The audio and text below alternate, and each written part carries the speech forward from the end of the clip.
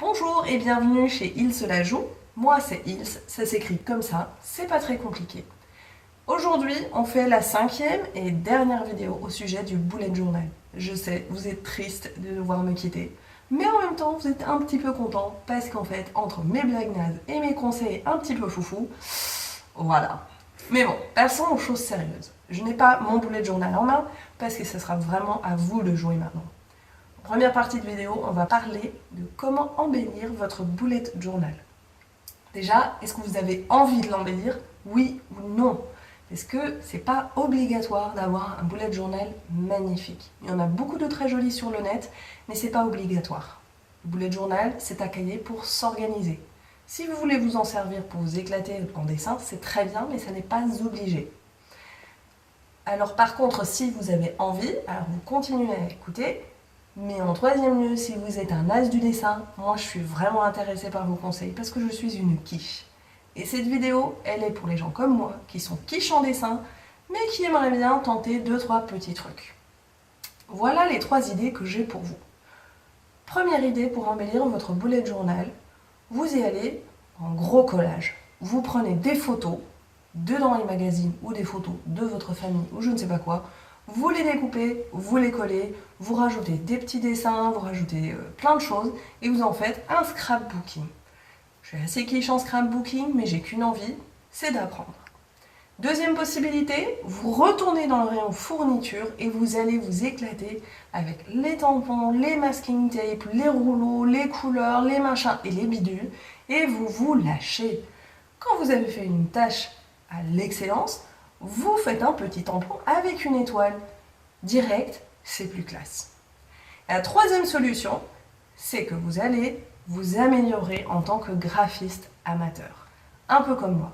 Vous prenez un truc et vous essayez. Un coup ça marche, un coup c'est moche. C'est pas grave. Si vous voulez en effet utiliser votre bullet journal pour essayer d'améliorer votre style graphique, j'ai deux conseils à vous donner. Premier conseil, commencez petit. Si vous allez sur le net et vous allez voir un énorme, magnifique dessin de mandala dans un bullet journal, vous allez essayer de commencer à copier ça, ça va être mort.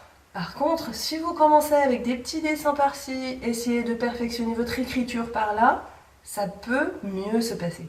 Commencez petit, améliorez-vous pas à pas. Et le deuxième conseil, c'est aller sur Internet. Facebook, Pinterest, Google Images, il y a une tonne d'exemples que vous pouvez suivre. Franchement, vous allez vous éclater et vous allez découvrir que le dessin, c'est pas si compliqué que ça. Au final, chaque dessin, en fait, ce sont des formes géométriques que vous emboîtez et que vous reliez avec une certaine élégance. Même moi, je pourrais y arriver. Et si même moi je peux y arriver, alors il y a de l'espoir pour tout le monde. Good! Maintenant, votre bullet journal, il est beau, il est bien rempli. Vous commencez à vraiment avoir un truc sympa. Dernière question, c'est comment est-ce que je m'en sers? Qu'est-ce que j'en fais de ce machin? Voilà en tout cas comment moi je le fais et certains autres utilisateurs du bullet journal. Le soir, une fois que tout est fini, que tout le monde est au lit et que je suis la seule encore à finir la vaisselle, je mets tout de côté. Parfois je me mets une petite musique, mais en tout cas je m'assois à table avec ou sans boisson et je passe en revue la journée qui vient de se passer et je me dis qu'est-ce qui va me tomber dessus demain. Et je commence à faire ma liste de voilà, je dessine ma journée je dessine ou j'écris le temps janvier, etc. Voilà les tâches que je vais avoir à faire. En même temps, je revois la journée d'hier, j'écris dans mon log que je vous avais montré la dernière fois, voilà tout ce qui s'est passé. Je reprends mes habitudes, je reprends mes finances, je fais tout ça. Ça met la journée au propre et c'est très agréable, tout en préparant la journée de demain. Moi, ça me permet de vraiment faire un bon tour de la journée passée et de calmer mes esprits. Parce que je sais que du coup, plus rien ne va me perturber dans mon sommeil parce que tout est déjà bien proprement à l'écrit, ancré sur ma page.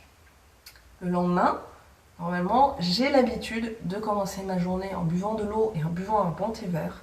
J'en profite pour m'asseoir 30 secondes, revoir les choses à faire. Et ces 2-3 trucs qui m'ont traîné dans l'esprit la nuit, je les note. Comme ça, c'est fait et la journée, elle est encore plus que parfaite. Quand on instaure une bonne routine, c'est vraiment un bon départ pour la réussite du bullet journal. Bon ben voilà, moi j'ai plus grand chose à vous dire. J'ai juste envie de partager avec vous peut-être 2 ou 3 petits conseils. Premier conseil, très important du bullet journal, no stress.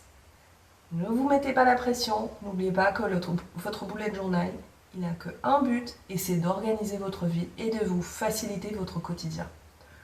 Deuxième conseil, n'oubliez pas de donner des petits numéros à vos pages et de tout bien mettre dans l'index. Sinon, vous allez vous paumer à un moment ou un autre. Troisième conseil, allez voir chez les autres, inspirez-vous, mais vous ne prenez que ce qui va vous apporter quelque chose. N'essayez pas de copier les bullet journal qui ont l'air trop la classe. Ça reste votre outil à vous. Et voilà, en fait c'est tout. Maintenant c'est vraiment à vous de jouer. Et quand vous jouez, partagez, parce que je suis vraiment très curieuse de voir ce que vous avez fait.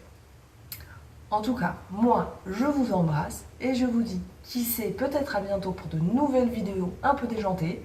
Entre-temps, je vous refais des gros bisous. À très vite.